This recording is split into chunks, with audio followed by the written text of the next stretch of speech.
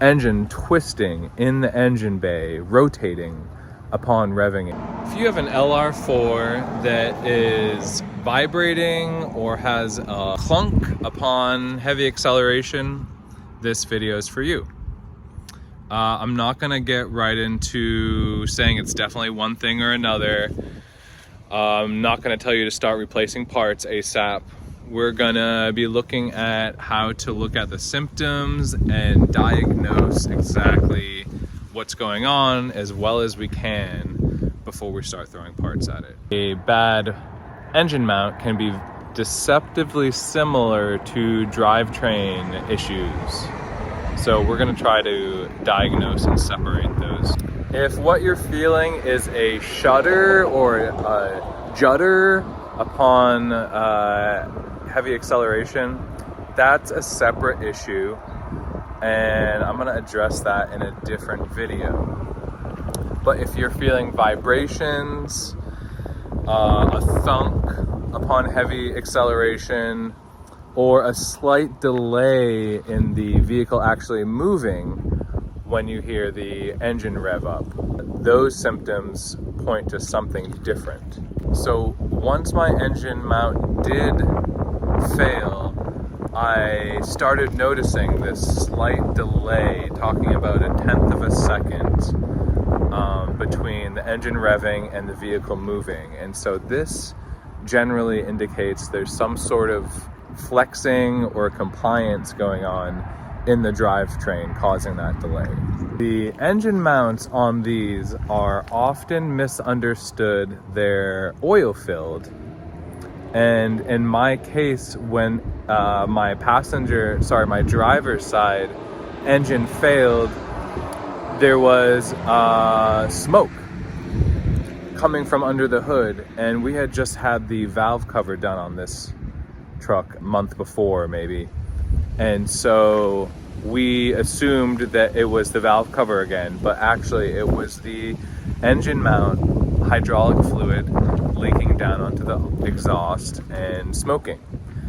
And so that's how mine failed, and believe it or not, there was not a lot of vibration, and even that clunk or thunk didn't happen for another month or so once we knew that engine mount had popped or ruptured. We had it towed back to the Rover shop. At that point, it was my boss owned the vehicle.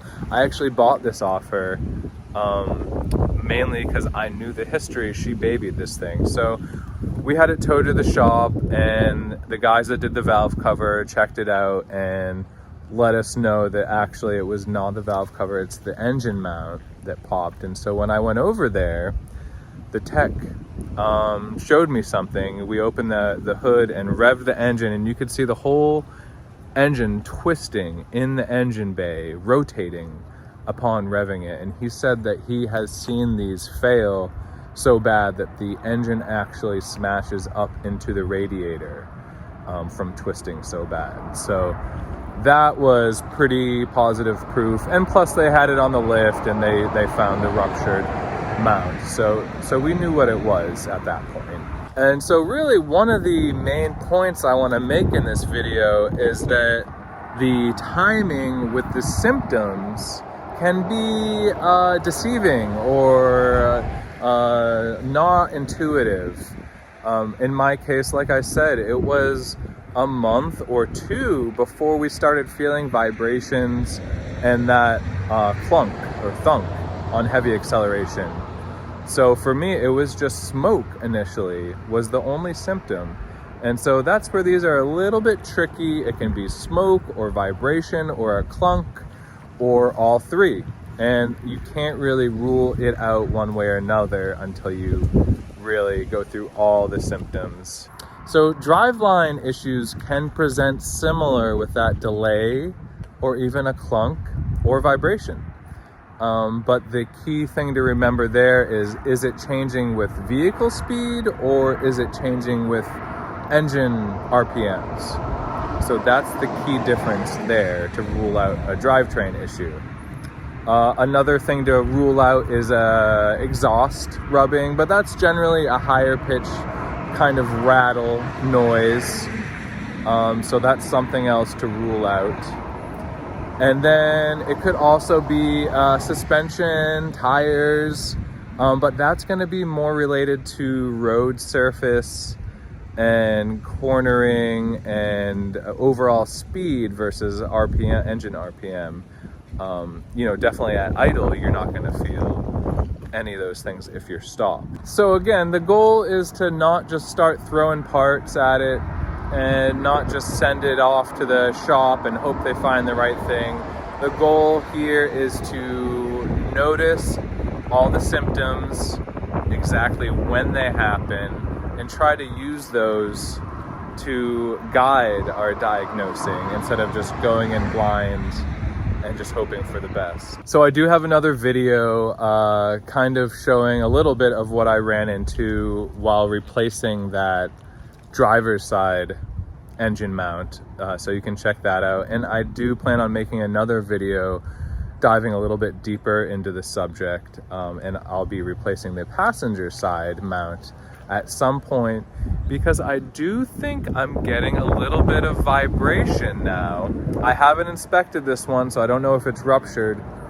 I don't believe it's right on top of the catalytic converter, so it might not smoke if it ruptured on the passenger side. So I do need to get it on the lift and check that, or crawl under the vehicle.